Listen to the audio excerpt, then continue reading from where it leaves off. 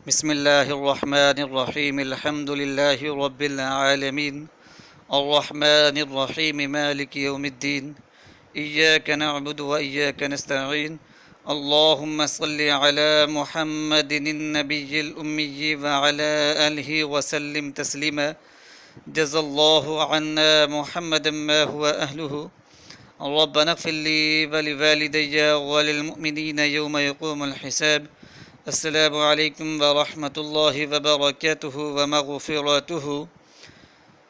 سامعین کرام، اگر اچانک کوئی حاجت درپیش آ جائے یا کوئی پریشانی آفت مصیبت آ جائے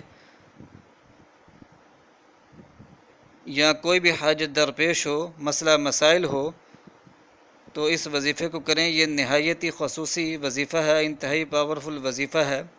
اللہ تعالیٰ کے فضل و کرم کے ساتھ ہر طرح کے مسئلے مسائل حل ہو جائیں گے۔ صرف 7 روز کا یہ عمل ہے۔ اللہ تعالیٰ کے فضل و کرم کے ساتھ ان 7 روزوں کے اندر ہی جو ہے آپ کے حاجت پورے ہونے کے جو ہے اسباب پیدا ہو جائیں گے۔ آپ کو مقاصد میں جو ہے وہ کامیابی ملنا شروع ہو جائے گی۔ جملہ یا حاجت کے لیے یہ وظیفہ جو ہے نہایت ہی مفید ہے، مجرب ہے اور بڑا ہی آزمودہ وظیفہ ہے۔ بہت سارے لوگوں نے جو ہے اس وظیفے کو آزمایا ہوا ہے۔ تو یہ وظیفہ جو ہے یہ انتہائی پاورفل اور تیز اثر وظیفہ ہے۔ تو اس وظیفے کو جو ہے آپ نے صدقہ جاریہ سمجھ کر زیادہ سے زیادہ لوگوں میں جو ہے اس کو اپنے شیئر کرنا ہے، تاکہ اور لوگ بھی جو ہیں اس سے فائدہ اٹھا سکیں۔ اگر کسی کو اس وظیفے کی وجہ سے فائدہ حاصل ہوتا ہے تو آپ کو بھی جو ہے اجر و ثواب ملے گا۔ اس کے علاوہ جو ہے ان کی دعاؤں کے برکات سے انشاءاللہ العزیز آپ کے بھی جو ہے مسئلے مسائل جو ہیں وہ حل ہوں گے۔ تو صدقہ جاریہ سمجھ کر جو ہے اچھی بات کو زیادہ سے زیادہ لوگوں میں شیئر کیا کریں۔ تو یہ جو وظیفہ ہے اس کو آپ ایسے حضرات جن کے بیٹوں کی یا بیٹیوں کی رشتے طے نہیں پا رہے، رشتے آتے ہیں تو طے نہیں پاتے، یا منگنیاں ٹوٹ جاتی ہیں، یا رشتے آتے ہی نہیں یا اچھے رشتے نہیں آتے، تو مناسب جگہ رشتے طے کرنے کے لیے اس وظیفے کو آپ کر سکتے ہیں۔ ایسے حضرات جو اپنی اچھی جگہ جاب تلاش کر رہے ہیں لیکن ان کو جاب نہیں مل رہی، تو وہ جاب کی تلاش کے سلسلے میں اس وظیفے کو کر سکتے ہیں۔ اس کے علاوہ کاروباری حضرات جو ہے تجارت میں نفع کے لیے، کاروبار میں نقصانات سے محفوظ رہنے کے لیے اس وظیفے کو کر سکتے ہیں۔ بیمار جو ہیں شفا پانے کے لیے اس وظیفے کو کر سکتے ہیں۔ دکھ درد کے مارے ہوئے، مصیبتوں میں پھنسے ہوئے، غموں میں گرفتار لوگ جو ہیں اس وظیفے کو کر سکتے ہیں۔ ہر طرح کی پریشانیوں سے، مصیبتوں سے نجات حاصل کرنے کے لیے اس وظیفے کو کر سکتے ہیں۔ ایسے حضرات جو ناحق مقدمات میں پھنسے ہوئے ہیں، ان مقدمات سے جو ہے نجات حاصل کرنے کے لیے اس وظیفے کو کر سکتے ہیں۔ دشمنوں پر غالب رہنے کے لیے، ان کے شرور سے محفوظ رہنے کے لیے اس وظیفے کو آپ کر سکتے ہیں۔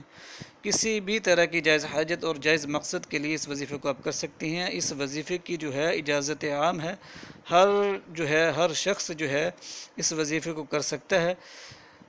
اس کی صرف ایک ہی شرط ہے کہ حاجت جو ہے وہ جائز ہونی چاہیے۔ دوسرا جو ہے اس وظیفے کو زیادہ سے زیادہ شیئر کرنا ہے صدقہ جاریہ سمجھ کر، تاکہ اور لوگ بھی اس وظیفے کو کریں۔ اللہ تعالیٰ کے فضل و کرم کے ساتھ اگر کسی کا بھی کوئی مسئلہ حل ہوتا ہے تو انشاءاللہ العزیز آپ کو بھی اس میں سے جو ہے فائدہ حاصل ہوگا۔ تو یہ جو وظیفہ ہے اس کے 2 ٹائم میں آپ نے اس وظیفے کو کرنا ہے۔ ایک تو صبح کے وقت آپ نے اس وظیفے کو کرنا ہے، دوسرا آپ نے رات میں اس وظیفے کو کرنا ہے۔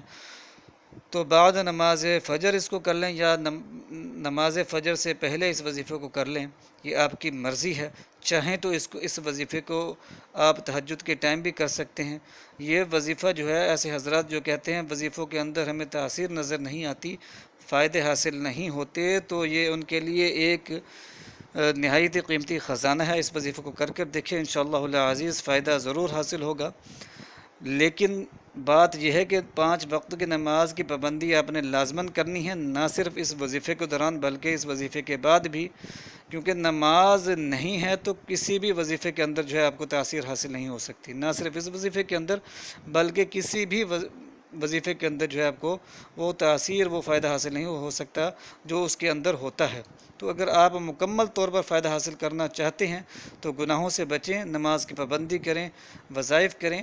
اللہ تعالیٰ کو یہ جو وظائف ہوتے ہیں یہ اللہ تعالیٰ کو راضی کرنے کے لیے ہوتے ہیں۔ ان وظائف کے اندر آپ کو استغفار بتائے جاتے ہیں، ذکر اذکار بتائے جاتے ہیں، تو ان وظائف کے ذریعے جو ہے اللہ تعالیٰ کو پکارا جاتا ہے، اللہ تعالیٰ سے مدد حاصل کی جاتی ہے، اللہ تعالیٰ کو راضی کیا جاتا ہے۔ اگر اللہ تعالیٰ راضی ہو جاتا ہے تو تمام مسائل جو ہیں وہ حل ہو جاتے ہیں۔ تو نماز کی پابندی لازماً کرنی ہے اور گناہوں سے بچنے کی کوشش کریں، خصوصاً گناہ کبیرہ ہیں ان سے لازماً بچنے کی کوشش کریں۔ تو یہ جو وظیفہ ہے یہ نہایت ہی پاورفل تیز اثر وظیفہ ہے، انشاءاللہ العزیز 7 روز کے اندر اندر جو ہے آپ کے حاجت پورے ہونے کے جو ہے اسباب پیدا ہونا شروع ہو جائیں گے۔ صرف 7 روز کا یہ عمل ہے، اس کو پابندی کے ساتھ کریں، ایک مخصوص وقت میں کریں، انشاءاللہ العزیز ایسے ایسے فوائد اور ثمرات اور کرامات نظر آئیں گی کہ آپ حیران رہ جائیں گے۔ تو جیسا کہ میں پہلے بتا چکا ہوں کہ ہر جائز حاجت کے لیے اس وظیفے کو آپ کر سکتے ہیں، تو اجازت عام ہے، تو اجازت لینے کی بالکل ضرورت نہیں، صرف جائز حاجت کے لیے آپ نے اس کو کرنا ہے۔ تو وظیفہ یہ ہے کہ بعد نماز فجر جو ہے آپ نے نماز سے فارغ ہونے کے بعد، اپنے معمولات سے فارغ ہونے کے بعد جو ہے آپ نے اول آخر جو ہے 11 مرتبہ درود پاک پڑھنا ہے اور درود ابراہیمی پڑھنا ہے آپ نے۔